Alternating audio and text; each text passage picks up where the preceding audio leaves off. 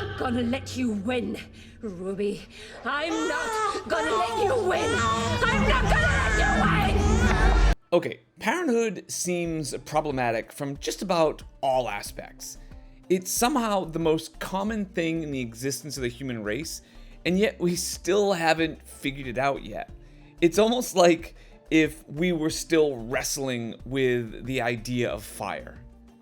Baby Ruby is a 2022 movie about a woman who recently gives birth to a baby named Ruby, and she starts to feel that her baby is actively plotting against her.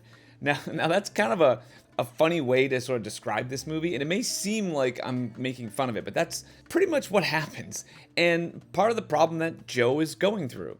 The movie centers on Joe, who is a successful influencer or some kind of blogger. I'm not entirely sure what her site is, but she seems to have a company with multiple employees, so it's apparently doing well.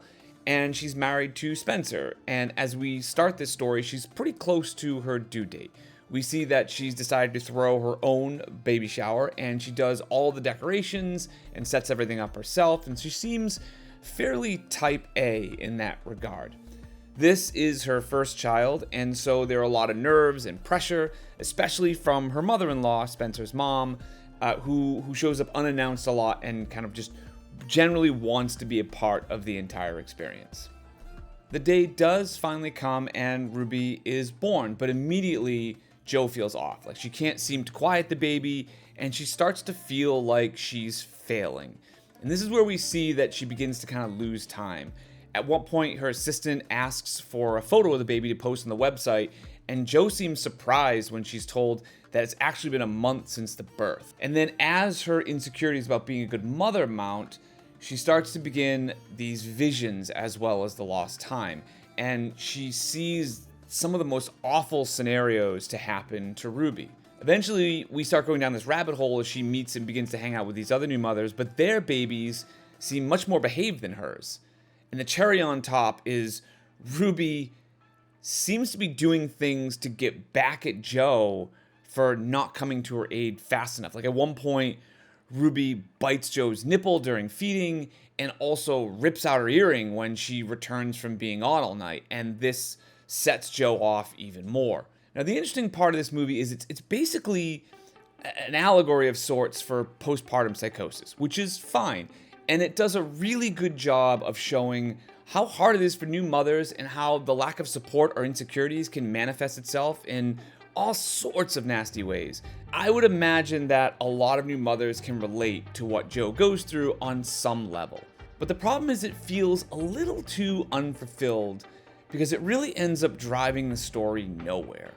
It teases several potential story threads, but then doesn't really commit to any of them.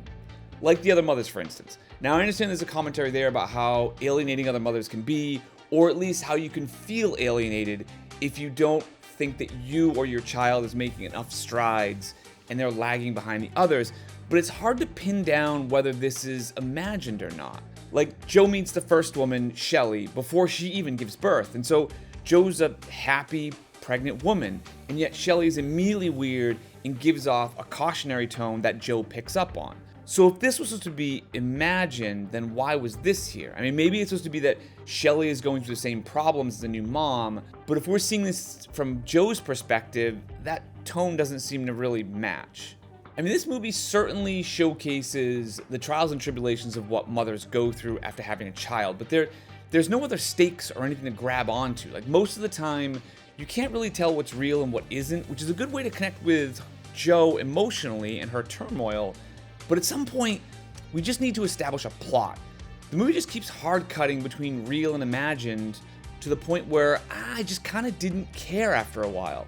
As it stands, like, she experiences this depression, things get bad, but we never really see her working to overcome it. She just kind of gets over it at some point. I just think this movie would have worked much better if this was just the basis of the story, and then it adds an additional layer that springs off of that psychosis. Like, maybe it leads her to make bad choices which results in serious consequences. I mean, as it stands now, she makes one bad choice and it doesn't really result in any lasting issues. Bottom line is, this is a very well-made movie. It's expertly shot and acted. It carries a nice, patient shooting style, which I always appreciate.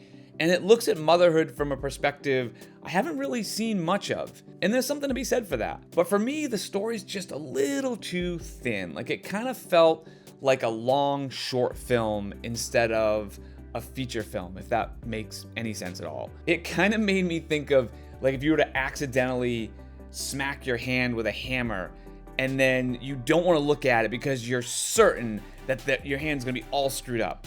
Then you finally kind of open your eyes and you see that your hand's fine. And that's kind of this movie. Like, I didn't feel any big catharsis here or revelation. Instead, it felt a little too flowery and amorphous at times. Like, it didn't really want to commit fully to its premise. I'd give it a B-. Let me know what you think. Hey guys, I want to talk about one more thing before I actually let you go. I've been doing this channel now for about 9 months, which sounds crazy to me because it does not seem like it's that long. And I'm really enjoying talking about movies, and I've had a lot of people get some great responses to the videos I've made, and I'm really enjoying where this channel is going. But I wanted to do a little bit of an experiment. I recently learned that likes are the main driving force for videos to spread across the YouTube platform. Now, in the past, I've always sort of refrained from asking for things like likes and subscribers and stuff like that because generally I don't care.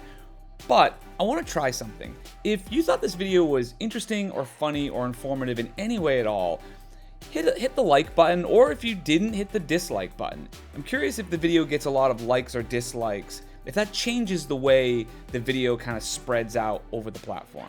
Anyway, I figured it's worth a shot. And thank you guys again for watching and commenting on the videos. It's really been amazing to see.